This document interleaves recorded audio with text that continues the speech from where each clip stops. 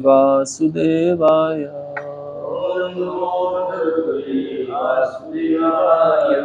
ओम नमो भगवते वासुदेवाय।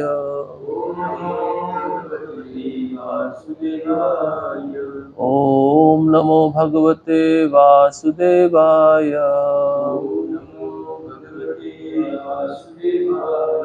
नारायणं नमस्कृत्यं नरं चैव नरोत्तमं देवीं सरस्वतीं व्यासं ततो जयमुदीरये। नष्टप्रायेषु भद्रेषु नित्यं भागवत सेवया भगवती उत्तम श्लोके भक्तिर्भवति नैष्टिकी। कृष्णाय वासुदेवाय देवकी नंदनाय च नंदगोपकुमाराय गोविंदाय नमो नमः। ग्रंथराज श्रीमद् भागवतम दूसरा स्कंद पहला अध्याय श्लोक क्रमांक 22। राजोवाच यथा संधायते ब्रह्मन्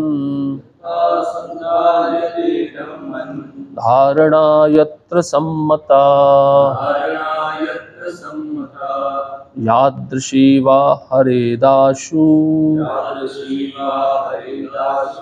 पुरुषस्य मनोमलम्। राजोवाच यथा संधार्यते ब्रह्मन् धारणा यत्र सम्मता यादृशी वा हरेदाशु पुरुषस्य मनोमलम्। राजोवाच यथा संधार्यते ब्रह्मन् धारणा यत्र सम्मता यादृशी वा हरेदाशु पुरुषस्य मनोमलम्।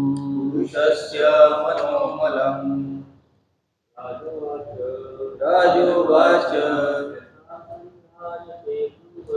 यथा संधार्यते ब्रह्मन् धारणा यत्र सम्मता यादृशी वा हरेदाशु पुरुषस्य मनोमलम्। राजोवाच यथा संधार्यते ब्रह्मन् धारणा यत्र सम्मता यादृशी वा हरेदाशु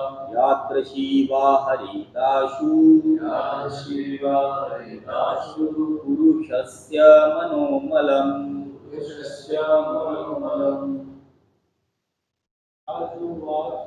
राजोवाच यथा संधार्यते ब्रह्मन् धारणा यत्र सम्मता यादृशी वा हरेदाशु पुरुषस्य मनोमलम्। शब्दार्थ राजा उवाच सौभाग्यशाली राजा ने कहा यथा जिस तरह संधार्यते धारणा बनाई जाती है ब्रह्मन हे ब्राह्मण धारणा धारणा यत्र जहाँ तथा जैसे सम्मता संक्षेप में यादृशी जैसी वा अथवा हरेत समूल नष्ट करता है। आशु विलंब किए बिना पुरुषस्य व्यक्ति के मनः मन के मलम मल को। अनुवाद और तात्पर्य। कृष्ण कृपा श्रीमूर्ति अभय चरणारविंद भक्ति वेदांत स्वामी शिल प्रभुपाद द्वारा शिल प्रभुपाद की जय। अनुवाद। सौभाग्यशाली राजा परीक्षित ने आगे पूछा, हे ब्राह्मण, कृपा करके विस्तार से ये बताएं कि मन को कहाँ और कैसे लगाया जाए और धारणा को किस तरह स्थिर किया जाए कि मनुष्य के मन का सारा मैल हटाया जा सके।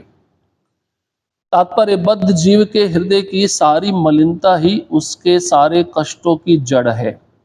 बद्ध जीव भौतिक अस्तित्व के अनेक कष्टों से घिरा होता है, किंतु अपने निपट अज्ञान के कारण वह इस भौतिक जगत में अपने दीर्घ बंधी जीवन की अवधि में हृदय में संचित गंदगी को दूर करने में असमर्थ रहता है। वास्तव में वह परमेश्वर की इच्छा अनुसार सेवा करने के निमित्त आया होता है, किंतु हृदय की गंदगी के कारण वह अपनी मनोकल्पित इच्छाओं की पूर्ति करना चाहता है। ये इच्छाएं उसे मन की शांति प्रदान करने के बजाय नई नई समस्याएं उत्पन्न करती रहती हैं और इस तरह उसे जन्म मृत्यु के चक्र से बांध देती हैं। सकाम कर्म तथा प्रयोग सिद्ध ज्ञान का ये मल परमेश्वर की संगति करके ही दूर किया जा सकता है। सर्वशक्तिमान होने के कारण भगवान अपनी अचिंत्य शक्तियों के द्वारा अपना सानिध्य प्रदान कर सकते हैं।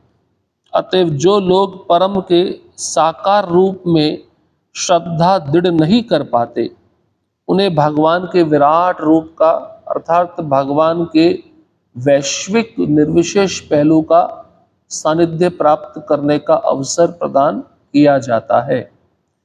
भगवान का विराट निर्विशेष पहलू उनकी असीम शक्तियों का रूप है।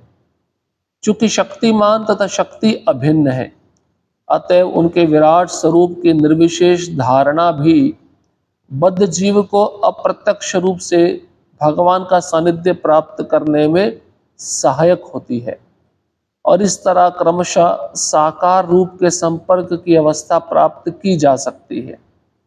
महाराज परीक्षित पहले से भगवान श्री कृष्ण के साकार स्वरूप से प्रत्यक्ष रूप से जुड़े हुए थे, अतएव उन्हें शुकदेव गोस्वामी से पूछने की आवश्यकता नहीं थी कि मन को कहाँ और कैसे भगवान के निर्विशेष विराट रूप में लगाया जाए, किंतु उन्होंने उन सबके लाभ के लिए इस विषय में विशद जिज्ञासा की।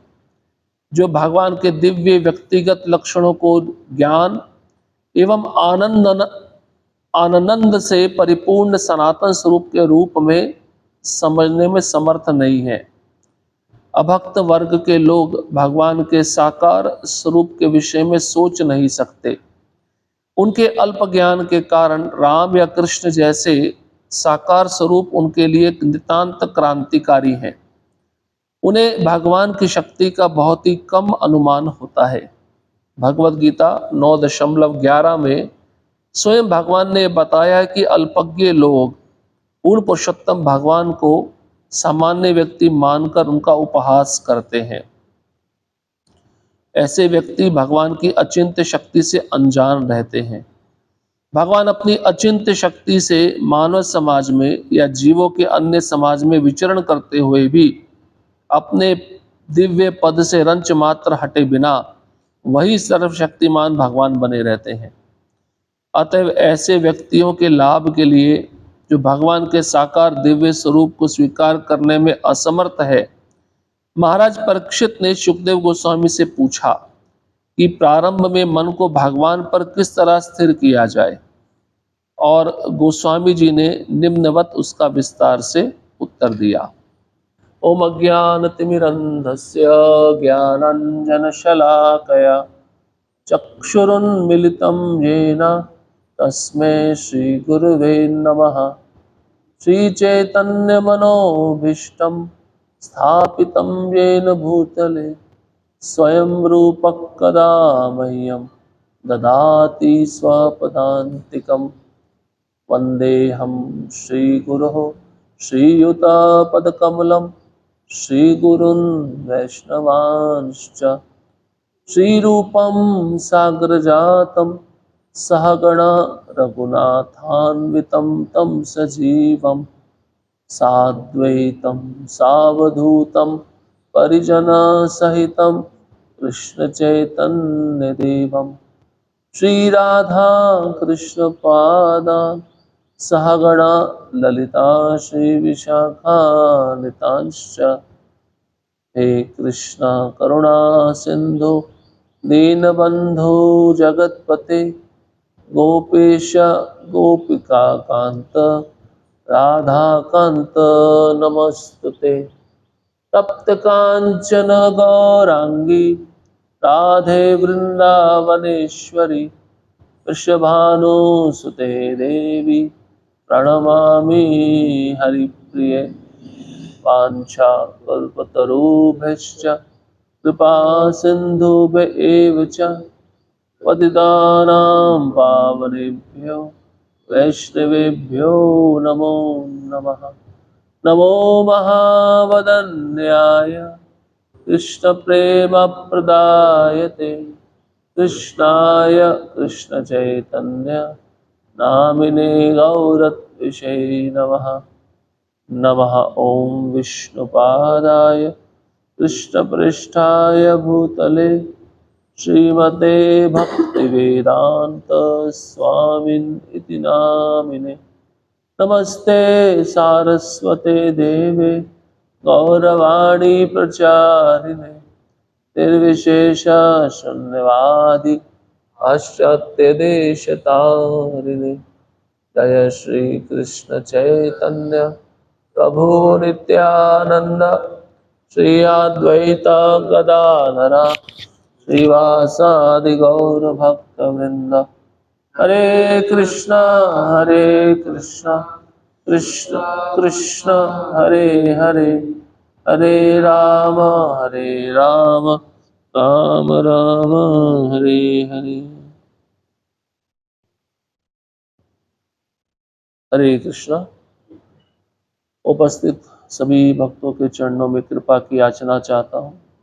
मुझे अनुमति दीजिए इस भागवतम के श्लोक पे कुछ कह सकूं, विशेषता अपने शुद्धिकरण के लिए। इस अध्याय का शीर्षक है ईश अनुभूति का प्रथम सोपान। तो इस श्लोक में राजा परीक्षित सुखदेव गोस्वामी से प्रश्न पूछ रहे हैं। प्रश्न बहुत ही महत्वपूर्ण है और प्रश्न सबके हित के लिए पूछा जा रहा है। तो मन को कहाँ पे लगाया जाए, कैसे लगाया जाए। जब मन उस वस्तु पे लगाकर, जिस वस्तु पे हम लगाते हैं, तो उससे क्या पैदा होता है? समस्याएं पैदा होती हैं या शांति पैदा होती है। देखा जाए तो इस संसार में इस समय वर्तमान स्थिति में क्या है? अशांति है। हर कोई मन के साथ संघर्ष कर रहा है। भक्त लोग भी मन के साथ संघर्ष करते हैं, जप के समय, सेवा के समय। तो मन ही बंधन का कारण है, मन ही मुक्ति का कारण है। लेकिन मुक्ति का कारण कब बनता है? जब आपके वश में रहेगा, जब आप उसको जो आदेश दोगे सुनने के लिए तैयार रहेगा। लेकिन बंधन का कारण कब बनता है? जब वो आपका स्वामी हो जाता है, जब आप उसके आदेश का पालन करते हो। तो राजा परीक्षित पूछते हैं कि धारणा के विषय में भी मुझे बताइए। धारणा किस तरह स्थिर की जाए? धारणा कहते हैं विचार को। जो विचार हमारे मन में आते हैं उसको भगवान पे कैसे स्थिर करें, उन विचारों को भगवान के संपर्क में कैसे लाएं, ये इसके विषय में भी मुझे बताइए, जिससे मन का सारा मैल दूर हो जाए। सारा समस्या मन का ही है। भागवतम में लिखा भी है, मन के कारण ही व्यक्ति 84 लाख योनि में भ्रमण कर रहा है। अंत काले च मामेवा स्मरण मुक्तवा कलेवरम, वहां पे भी मन की बात आई है। आपका स्थूल शरीर कार्य नहीं करेगा, लेकिन मन तो सदैव कार्य करता है। सपने भी देखता ना व्यक्ति रात को सोते समय, तो सपने कौन देखता? मन देखता है। तो मन उस समय भी क्रियाशील रहता है।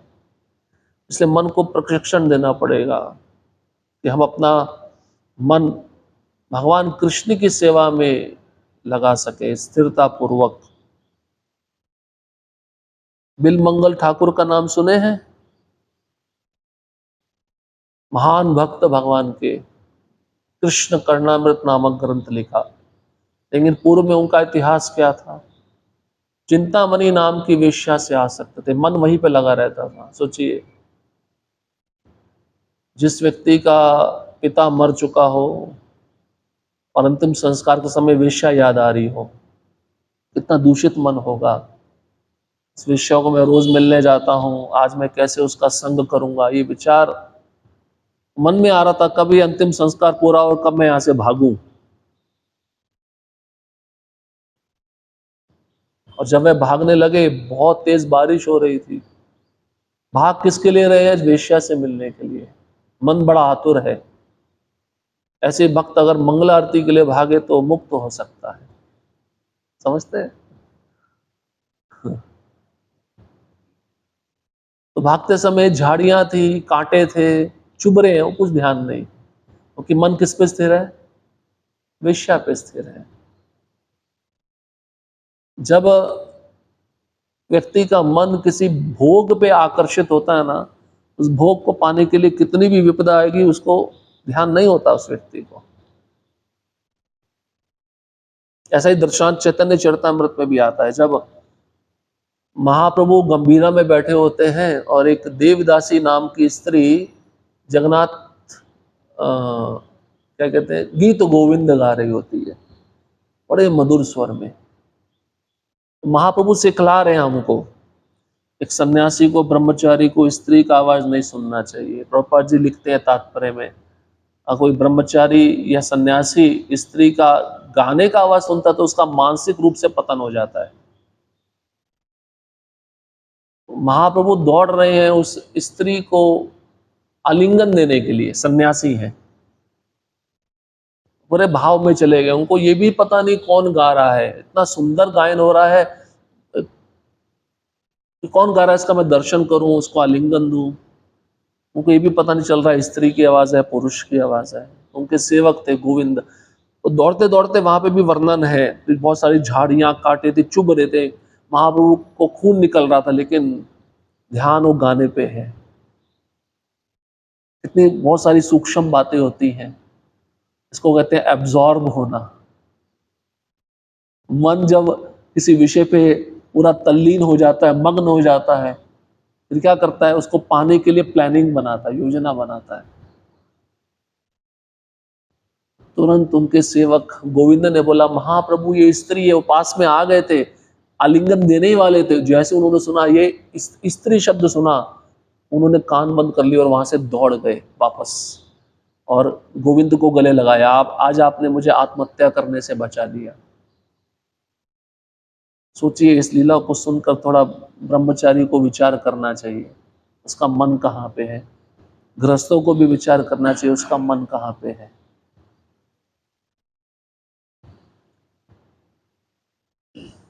जब महाप्रभु भगवान आचार्य के घर में चावल को खा रहे थे, चावल को देख रहे, चावल छोटा हरदास लेके आया था।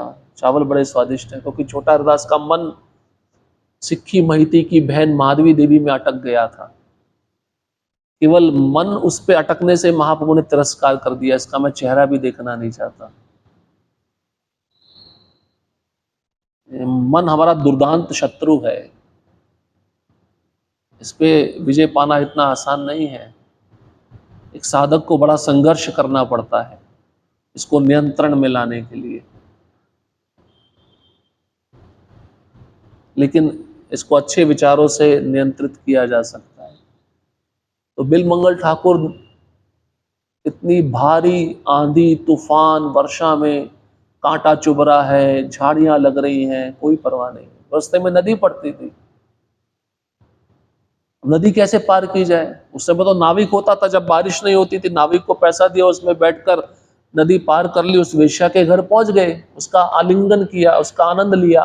लेकिन अब बारिश के समय कोई नाविक नहीं है, मैं कैसे जाऊं? तो उनको जैसे लकड़ी का टुकड़ा होता है ना, तैरता है नदी में, तो लगा ये टुकड़ा है, इसको पकड़ के इसके सहारे मैं नदी पार कर लूंगा। एब्जॉर्प्शन। वो टुकड़ा नहीं था, वो लाश थी, डेड बॉडी थी। लाश को छू कर उसका सहारा लेके नदी पार किया। उनको लग रहा है कोई टुकड़ा आया, मेरे को मदद मिल गई। विषय में एब्जॉर्प्शन है। अब इतनी आंधी तूफान है, दरवाजा नीचे खटखटा रहे, आवाज नहीं जा रही, खुल नहीं रहा दरवाजा। अब ऊपर कैसे जाऊं? सांप लटक रहा था, उसको रस्सी समझ के ऊपर चढ़ गए। एब्जॉर्प्शन। उनको परवाह नहीं है ये सांप मुझे काट लेगा, मेरी मृत्यु हो जाएगी, बोले रस्सी है, भगवान मेरे पे कृपा कर रहे हैं, शायद उससे मुझे मिलवाना चाहते हैं। उस सांप को रस्सी समझकर ऊपर चढ़ गए, और ऊपर का दरवाजा खटखटाया तो चिंतामणि ने दरवाजा खोला। चिंतामणि बोली, वो बड़े आतुर थे मिलने के लिए, रोज आते थे क्योंकि मन आसक्त हो चुका था। चिंतामणि सोची, इतनी भारी बारिश में, इतने तूफान में तुम कैसे आए? और उसका शरीर का हालत देखा, खून निकल रहा था सब जगह से। उसने वर्णन किया, मैं तुम्हारे रूप में इतना आसक्त हूं, और तुम्हें पता है आज मैंने अपने पिता का अंतिम संस्कार किया। वो और भी हैरान हो गई। कम से कम किसी के घर में मृत्यु होती है तो व्यक्ति, उसके घर में चूल्हा भी जलता नहीं है ना? लेकिन ये तो उसके लिए भी रुका नहीं था, वर्णन किया कि मैं कैसे आया हूं तुमसे मिलने के लिए। तो चिंतामणि उसको एक वाक्य बोली, जो वाक्य उसके मन में बैठ गया, और उसके उनके जीवन का वही टर्निंग पॉइंट था। चिंतामणि ने बोला कि इस निकृष्ट, इस मल्लवत शरीर के प्रति तुम इतने आसक्त हो, इस शरीर में से इतनी गंदगी निकलती है, तुम इतना प्यार करते हो शरीर से, काश ये आसक्ति या प्रेम तुमने कृष्ण के प्रति दिखाया होता जो वृंदावन में रहते हैं। इतना बात सुनना था बस। ये बात उनके जहन में चली गई, उनके मन में चली गई। उन्होंने उसी समय वेश्या का त्याग कर दिया और वृंदावन के लिए निकल पड़े। सोचिए, वो साथ में लेके नहीं जा रहे थे, लेकिन मन की वासना इतनी जल्दी जाती नहीं है।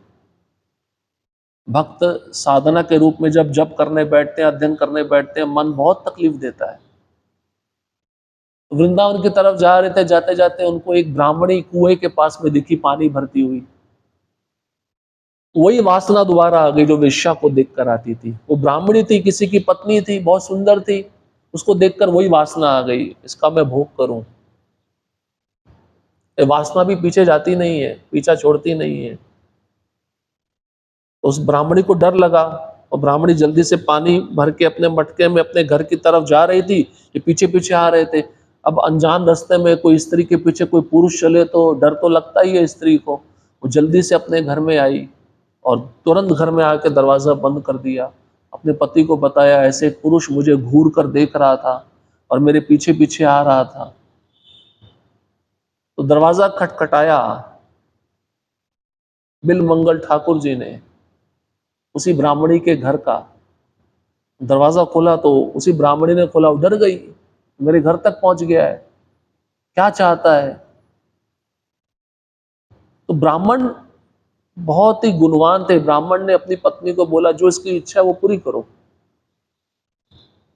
तो बिल मंगल ठाकुर ने उस ब्राह्मणी को बोला, आपके बालों में जो सुई लगी है मुझे दे दो।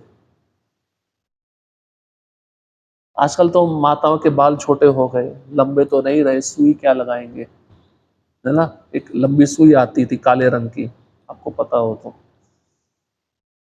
सुई दिया बाल में से निकाल के, उन्होंने उसी ब्राह्मणी के सामने उस सुई से अपनी दोनों आंखें फोड़ दी। इस वासना रूपी संसार को मैं देखना नहीं चाहता। जब ये ब्राह्मणी ने देखा तो उसकी आंखों में आंसू, डर गई, बेहोश हो गई, और तब वो निकल पड़े। अब अंधे हो गए, अब तो कुछ दिखेगा ही नहीं, क्योंकि जड़ ही खत्म कर दिया ना उन्होंने। वासना कहां से आती है? देखने से आती है, सुनने से आती है, कामुक व्यक्ति का संग करने से आती है। उस वासना को उन्होंने नष्ट कर दिया। अब रास्ता कौन दिखाएगा? अब तो अंधे हो गए। जब व्यक्ति विषय वासना छोड़ता है तब कृष्ण उसका हाथ पकड़ते हैं। अंधे होकर उन्होंने ग्रंथ लिखा, कृष्ण कर्णामृत, जो गोपियों के भाव में है। और ये ग्रंथ स्वयं महाप्रभु सुनते थे, स्वरूप दामोदर के मुख से, रामानंद राय के मुख से। अद्भुत ग्रंथ है जो भक्ति में बहुत आगे बढ़ चुका है। गीत गोविंद कृष्ण कर्णामृत ये ग्रंथ उन भक्तों के लिए है जो रसिक भक्त है, हम जैसों के लिए नहीं है। जो बिल मंगल ठाकुर ग्रंथ लिखे उसको महाप्रभु सुनते थे, रोज आस्वादन लेते थे। अब रास्ता नहीं दिखता था, स्वयं कृष्ण आकर हाथ पकड़ के रास्ता दिखाते थे। कभी कभार हाथ छोड़ के भाग जाते थे तो बिल मंगल ठाकुर कहते थे, हाथ छोड़ के तो जा सकते हो, मेरे मन से थोड़ी ना जा सकते हो, मैंने अपने मन में तुमको कैद कर लिया। तो जो गंदगी बिल मंगल ठाकुर का वेश्या के संग के कारण हो रही थी, उस मन की गंदगी को उन्होंने कृष्ण के चरणों में लगा दिया। उस मन को कृष्ण के चरणों में लगाकर उनके मन में जो वासना थी, गंदगी थी, सब खत्म हो गई। इतने महान भक्त बने बिल्व मंगल ठाकुर, इसका प्रशंसा स्वयं चैतन्य महाप्रभु करते हैं। यही एक उपाय है गंदगी हटाने का, और कोई उपाय नहीं है। ध्यान से गंदगी नहीं हटेगी, सकाम कर्म से गंदगी नहीं हटेगी, केवल सेवा करने से हटेगी, और कृष्ण के रूप पे अपना मन स्थिर करने से गंदगी हटेगी। कितनी सारी गंदगी है लोगों के मन में, है ना? चाहे स्त्री हो, चाहे पुरुष हो, चाहे बच्चा हो, सबके अंदर गंदगी है। और गंदगी हमारे मन में बैठकर हमारे मन को पूरी तरह से दूषित कर रही है। बहुत सारे उदाहरण देख सकते हो वर्तमान कलयुग में। माता पिता को लड़का चाहिए होता है, उसके चक्कर में लड़की को मार देते हैं, गंदगी। एक प्यार करने वाले होते हैं, जैसे वन साइडेड लव अफेयर होता है ना, जैसे लड़की नहीं चाहती, लड़का चाहता है, उसके मन में गंदगी बैठी, अगर ये मेरी नहीं हो पाई तो मैं इसको किसी का होने भी नहीं दूंगा, तो एसिड से मार देता है। बहुत सारी गंदगी अंदर मन में बैठी है, और ये इस जन्म की नहीं है, अनेक जन्मों की है। उसी गंदगी को हम साथ में लेके घूम रहे हैं, और अनेक जन्मों की गंदगी जब बढ़ती जाती है तो स्टॉक बन जाता है, बहुत बड़ा गोडाउन बन जाता है, उसको फिर निकालना बड़ा मुश्किल होता है। इसलिए कृष्ण उद्धव जी को कहते हैं, अगर कोई मेरी भक्ति का आश्रय लेता है तो मेरी भक्ति अग्नि के समान है, जो ईंधन को भी जला के भस्म कर देती है। ये भगवान प्रत्यक्ष प्रमाण दे रहे हैं। अगर आप गंभीरता पूर्वक मेरे नाम का आश्रय लोगे, मेरे रूप का आश्रय लोगे, मेरी सेवा करोगे, तो ये सब क्रियाएं आपकी गंदगी को तुरंत जला के भस्म कर देंगी। उस जन्म का जितना गोडाउन से गंदगी भरा पड़ा है वो खत्म हो जाएगा, जलकर राख हो जाएगा। इसमें अपने मन को नियुक्त करना है। येन केन प्रकारेण मना कृष्ण निवेशयेत, कैसे भी करके मन को कृष्ण में लगाओ। लेकिन हमारे लिए अनुकूल भाव बताया, प्रतिकूल भाव नहीं बताया। जो शिशुपाल प्रतिकूल भाव से अपने मन को कृष्ण में लगाया हुआ था, द्वेष करता था, उसको सारूप्य मुक्ति मिली, सायुज्य मुक्ति नहीं मिली। बहुत सारे भक्त सोचते हैं सायुज्य भगवान में विलीन हो गया, नहीं, सारूप्य मिली। वो भगवान का पार्षद है, और पार्षद कभी भी नहीं चाहता कि मैं सेवा से वंचित हो जाऊं, द्वारपाल है, उसको सारूप्य मुक्ति मिली। पौंड्रक, पौंड्रक बहुत अच्छा उदाहरण है। अगर आप विश्वनाथ चक्रवर्ती ठाकुर की टीका पढ़ेंगे, पौंड्रक को सारूप्य मुक्ति मिली। उसके पीछे विश्वनाथ चक्रवर्ती ठाकुर कारण बताते हैं, वो कृष्ण जैसा वेश बनाकर कृष्ण बनना चाहता था, लेकिन ध्यान रूप पे रहता था। अब भगवान के रूप पे ध्यान है तो उसको सारूप पे मुक्ति मिलेगी, वैसा ही रूप मिल जाएगा। तो विश्वनाथ चक्रवर्ती ठाकुर ये टीका में लिखते हैं अद्भुत बात। गोपियों का मन कृष्ण में था, प्रेम के रूप में, संसारी प्रेम के रूप में नहीं, इसको काम वासना कहते हैं। वो ऐसी वासना थी जिसमें लेश मात्र भी 3 गुणों का प्रभाव नहीं रहता। पांडवों का मन कृष्ण में अटका हुआ था, संबंधी जनों के रूप में। यादवों का मन अटका हुआ था। किसी भी प्रकार से मन को कृष्ण में लगाना पड़ेगा। और प्रभुपाद जी ने हमें इतना बड़ा सौभाग्य दिया है कि विग्रह दिए हैं, एक रूप दिया है कि कृष्ण का रूप ऐसा है, आप इस रूप की सेवा करो। देखिए यहाँ पे बताते हैं विराट रूप पे कौन ध्यान लगाता है? जो भगवान के रूप को नहीं मानता, उसके लिए कितना कठिन है विराट रूप पे ध्यान लगाना। सोचिए, प्रभुपाद जी एक लेक्चर में कहते हैं विराट रूप को आप श्रृंगार कर सकते हो, ड्रेसिंग कर सकते हो, कितना कपड़ा चाहिए होगा? विराट रूप को आप भोग लगा सकते हो, कितने मुख हैं, क्या क्या खिलाओगे? विराट रूप की आरती उतार सकते हो, सब जगह भगवान का रूप ही रूप है, किसकी आरती उतारोगे? बोले इसलिए भगवान दयालु होकर विग्रह के रूप में आते हैं, जो आचार्य स्थापित करते हैं कि भक्त मेरी सेवा कर सके। तो भगवान उस रूप को लेकर, देखो छोटा सा रूप रहता है, भगवान के भक्त प्रेम से उनको भोग लगाते हैं, प्रेम से श्रृंगार करते हैं। ये सुविधा हमको मिली है पूर्ववर्ती आचार्यों की कृपा के अनुसार। इससे हम अपने मन को अच्छे से भगवान पर स्थिर कर सकते हैं। संसार की वासना को हटाने के लिए भगवान का एकमात्र रूप है और सेवा है। नाम पे हमारा मन जल्दी नहीं जाएगा, हमारा मन बड़ा चंचल है, रूप को देखने का आदी है, तो उस आंखों को भगवान का रूप दिखाना चाहिए। शास्त्र में बताते दर्शन कैसे किया जाए, ध्यान पूर्वक किया जाए और एक एक श्रृंगार को अच्छे से देखा जाए, तब वो जाके रूप मन में बैठता है। जब मन में रूप बैठता है तब वो धारणा में जाता है। धारणा जो स्तर है वो ध्यान से पहले है। धारणा मतलब अब धीरे धीरे वो रूप मन में बैठ रहा है, और जाने की तैयारी में नहीं है, बैठ रहा है। और ध्यान की अवस्था में क्या होता है? बैठ गया।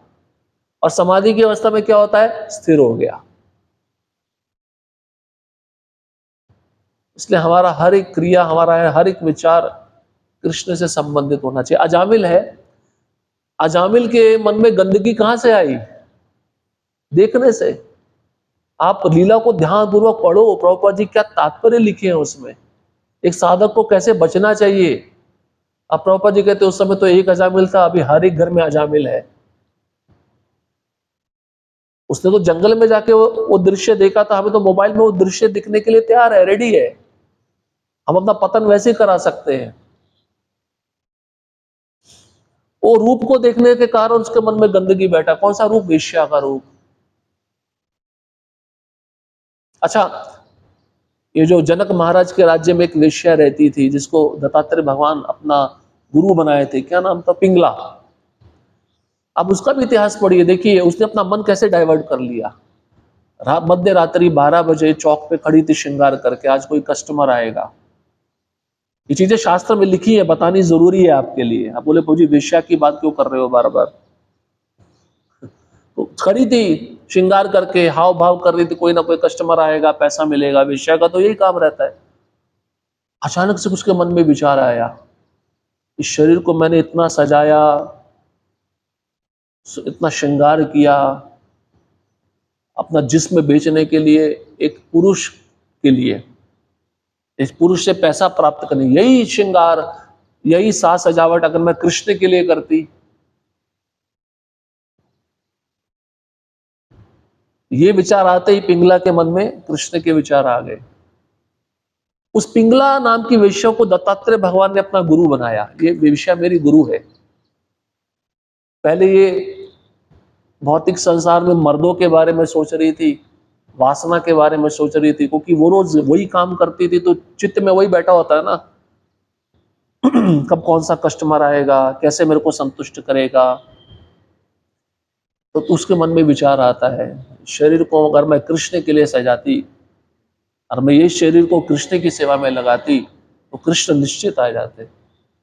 उसने वेश्या का धंधा छोड़ दिया पिंगला ने। जनक महाराज के राज्य में रहती थी, सोचिए, जनक महाराज का नाम स्वयं भगवान कृष्ण लिए है भगवत गीता में। जनक महाराज 12 महाजनों में से एक महाजन है। तो मन को स्थिर करना आसान नहीं है। इसलिए भागवत में एक उदाहरण बताते हैं। आपने देखा होगा कैंडल जब आप जलाते हो उसकी लौ जलती है, अगर हवा नहीं है तो लौ सीधी रहती है, स्थिर रहती है या नहीं? अब मान लो हवा आने लगी तो वो हिलती डुलती है। वो हवा क्या है? भौतिक विषयों का संग। लेकिन उसी कैंडल को आप बरनी होते ना, बरनी, उससे ढक दो तो उसकी लौ स्थिर हो जाएगी। बरनी क्या है? भक्तों का संग। भागवत में उदाहरण देते हैं जड़ भरत राजा रघुवन को। तो अपने मन रूपी लौ को अगर स्थिर करना है तो भक्तों के संग में रहना पड़ेगा, और भक्तों के संग में रहकर श्रवण कीर्तन करना होगा, इसके अलावा और कुछ नहीं। भक्तों के संग में रह के भी मन स्थिर नहीं होता। क्यों? क्योंकि भक्त कृष्ण की चर्चा नहीं करते। और अगर भक्तों के संग में नहीं रहे तो फिर संसारी लोग हैं, संसारी लोगों की जो हवा है, हाँ, कौन कौन है? कर्मी है, ज्ञानी है, योगी है। देखो, योगी का मन आसानी से स्थिर नहीं होता। भगवान के रूप पर बहुत कठिन प्रयास करना पड़ता है, ना चाहते हुए भी इंद्रियों को नियंत्रित करना पड़ता है, भोगों से दूर रखना पड़ता है। लेकिन भक्त कितना आसानी से अपने मन को नियंत्रित कर लेता है उन इंद्रियों को सेवा में लगा के। कितना आसान है भक्ति योग। इसलिए तो अर्जुन प्रश्न पूछते हैं ना 12वें अध्याय में भगवत गीता के, आप मुझे बताइए जो आपके ब्रह्म तेज में ध्यान लगाते हैं वो श्रेष्ठ है, या आपको जो साकार रूप की सेवा करते हैं वो श्रेष्ठ है? भगवान ने तुरंत उत्तर दिया, जो मेरे विग्रह की सेवा करते हैं वो श्रेष्ठ है। और विग्रह की सेवा में कितनी सारी, उसमें मन भी स्थिर, मन भी लग जाता है, शरीर भी लग जाता है, इंद्रियां भी लग जाती हैं, तीनों सेवाएं एक साथ होती है। इसलिए अम्बरीश महाराज क्या करते थे? सावय मना कृष्ण पदार विद्यो, अपने मन को कृष्ण के चरण कमलों में लगाना। और मन कैसे लगेगा कृष्ण के चरण कमलों में? जब आप सुनोगे, सेवा करते समय मन को वहां पे लगाओगे, तब वो स्थिर होगा। और एक दिन का विधि नहीं है, बहुत लंबा विधि, इसको करते रहना पड़ेगा। अरे प्रभुपाद जी कहते हैं मन को अगर आपने कृष्ण में लगा दिया तो स्त्री के शरीर के प्रति आपका आकर्षण पैदा ही नहीं होगा।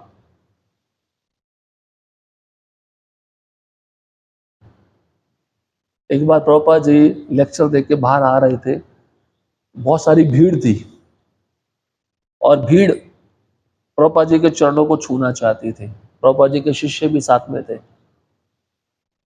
तो प्रभुपाद जी ने अपने शिष्यों को पूछा, जानना चाहते हो लोग मेरे पांव क्यों छू रहे हैं? कई शिष्यों ने बोला, आप महान भक्त हैं, आपके अंदर ये दिव्य गुण है, इस कारण वो आपके पांव छू रहे हैं। बोले नहीं, इसके पीछे कारण ये है कि I am free from sex life, मैं मैथुन जीवन से मुक्त हूं, इसलिए मेरे पांव छू रहे हैं। सबसे बड़ा आकर्षण क्या है इस संसार में? मन पैसे में स्थिर नहीं होगा, मन विषयों में स्थिर नहीं होगा, मन एक स्त्री पे स्थिर हो जाता है तुरंत। स्त्री का पुरुष पे, पुरुष का स्त्री में, है ना? इसी के कारण डिस्ट्रैक्शन आती है, विक्षेप आता है, जिससे व्यक्ति अपना कार्य नहीं कर पाता। ये गंदगी है। इसलिए स्थिरता चाहिए। किसी भी कार्य में सफलता के लिए क्या चाहिए? स्थिरता चाहिए। इसलिए वो श्लोक है ना, व्यवसायत्मिका बुद्धि एकेहा कुरनंदना बहुशाखा यनंतश्च बुद्धियो अवसायिना। इसकी बुद्धि मेरे पे स्थिर है वो मुझे प्राप्त कर लेगा, लेकिन जिसकी बुद्धि अनेक शाखाओं में बटी हुई है वो मुझे कभी प्राप्त नहीं कर पाएगा। इसे सेवा के माध्यम से अपनी बुद्धि को, अपने मन को स्थिर करो कृष्ण पर। भक्त की बुद्धि कैसे स्थिर होती है भगवान पे? रूप गोस्वामी उदाहरण देते हैं, जैसे एक प्रेमी का बुद्धि प्रेमिका के रूप पे आकर्षित स्थिर हो जाता है, वैसे भक्त का बुद्धि कृष्ण पे स्थिर रहता है। वो प्रेमी वासना के कारण प्रेमिका के बारे में सोचता है ना, उसके नाम, रूप, गुण, कार्यों के बारे में सोचता है ना।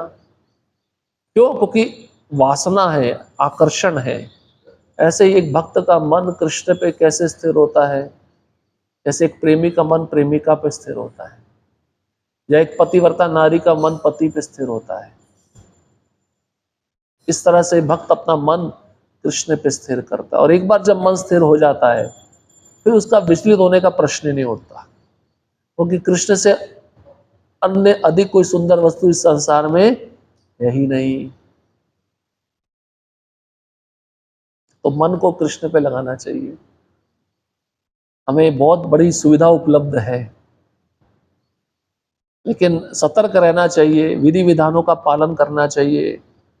ऐसा नहीं कि मन कृष्ण पे लगा रहे और विधि विधान की परवाह नहीं कर रहे, तो फिर साजिया हो जाएगा। इससे सतर्क भी रहना है, अपने मन को कृष्ण में भी लगाना है, समय परिस्थिति काल को देखना भी है, सब विचारधारा होनी चाहिए। और प्रभुपाद जी अचिंत्य शक्ति का भी वर्णन किए हैं। जो भगवान के रूप पे अपना मन स्थिर नहीं कर पाता, इसका मतलब उसको भगवान की अचिंत्य शक्ति के बारे में कोई ज्ञान नहीं है। अचिंत्य शक्ति का अर्थ प्रभुपाद जी तात्पर्य में लिख रहे हैं, भगवान किसी भी स्थिति में रहे अपनी भगवत्ता छोड़ते नहीं है।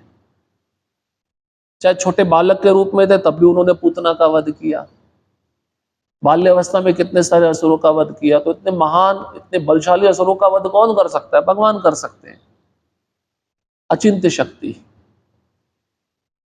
अचिंत्य शक्ति के बहुत सारे उदाहरण हैं शास्त्रों में। अचिंत्य मतलब जो हमारे चिंतन से परे है, जिसको हम समझ ना सकें। ऐसे भगवान पास भी है, दूर भी है। अचिंत्य शक्ति है या नहीं है? कोई संसार में ऐसा व्यक्ति है जो आपके पास भी और दूर भी हो, दोनों एक। भगवान अपनी इंद्रियों से सारे कार्य कर सकते हैं, अचिंत्य शक्ति। हम एक समय पे एक ही कार्य कर सकते हैं, वो भी ठीक से नहीं हो पाता। सही है ना? पढ़ने लगेंगे तो आंखें झुकने लगती, निद्रा आने लगती है, पढ़ भी ठीक से नहीं पाते। सुनने जाएंगे तो कभी कभार श्रवण भी ठीक से नहीं हो पाता। लेकिन भगवान की इंद्रियां अचिंत्य हैं, हर प्रकार का कार्य कर सकती है। इसलिए इस तत्व को समझना जरूरी है भक्त के लिए। इस तत्व को अगर भक्त समझ लेता है तो भगवान को ऐश्वर्य का जो गुण है उसको अच्छे से समझ लेता है। भगवान दिव्य है। अपने मन को कहाँ पे स्थिर करना चाहिए, कैसे स्थिर करना चाहिए, इसके बारे में परीक्षित महाराज प्रश्न पूछ रहे हैं सुखदेव गोस्वामी को। कहाँ पर है? तो सिंपल है, कृष्ण पे स्थिर करना चाहिए। कैसे? भक्ति योग के माध्यम से।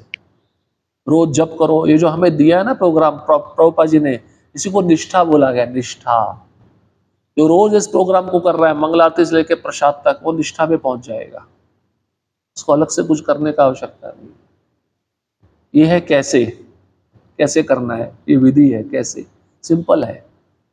इसलिए उसमें 64 भक्ति के सारे अंग आ जाते हैं। भक्ति रसामृत सिंधु में जो 64 भक्ति के अंग है, सारे मॉर्निंग प्रोग्राम में आ जाते हैं।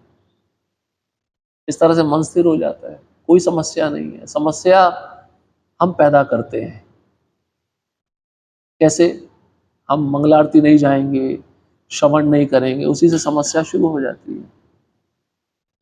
समस्या है तो समस्या का समाधान भी है, और समाधान के लिए विधि है, और विधि में हमें रहना होगा, तभी हमारा मन कृष्ण पे स्थिर हो सकता है।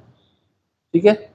हरे कृष्णा कृष्ण कृष्ण हरे हरे, हरे राम राम राम हरे हरे। किसी का कोई प्रश्न?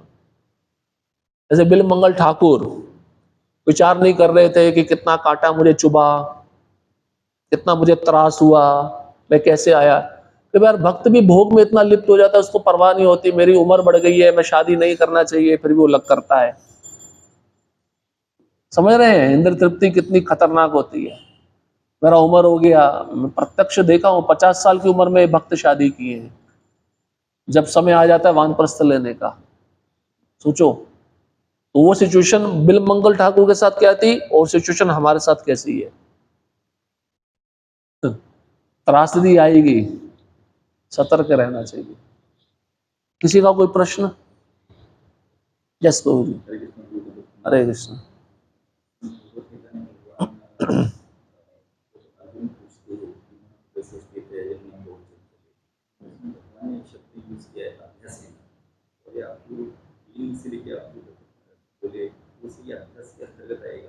यस, अभ्यास, practice makes a man perfect. अभ्यास ही उसको निपुणता की ओर लेके जाता है। इसलिए 35 साल तक अभ्यास करो साधना का, आगे भी करते रहो, देखो मन स्थिर हो जाएगा। प्रभुपाद जी के पास एक रिपोर्टर आया, प्रभुपाद जी को रिपोर्टर पूछता है आपका मन कभी विचलित नहीं हुआ? प्रभुपाद पता है क्या बोले? प्रभुपाद जी का स्तर क्या था? प्रभुपाद बोलते हैं अगर यहाँ पे मैं नग्न स्त्री को खड़ा कर दूंगा तो तुम विचलित हो जाओगे, मैं विचलित नहीं होऊंगा। मेरा मन इस स्तर पे है क्योंकि मेरा मन पूरी तरह कृष्ण में लगा हुआ है। ये प्रभुपाद जी का स्तर था। क्यों? क्योंकि पिन पॉइंट फोकस, गुरु की आज्ञा को पूर्ण करना। एक भी क्षण प्रभुपाद जी कृष्ण को भूले ही नहीं। ऐसे व्यक्ति के सामने आप सारा भोग सामग्री रख दो संसार का, उसको तुच्छ मानता है। तभी तो शुद्ध भक्त क्या प्रार्थना करते हैं? मुझे ध्रुवलोक भी नहीं चाहिए, मुझे ब्रह्मा का पद भी नहीं चाहिए, मुझे इंद्र भी नहीं बनना, पृथ्वी का राजा भी नहीं बनना, मुझे ना ऐश्वर्य चाहिए, ना सिद्धियां चाहिए।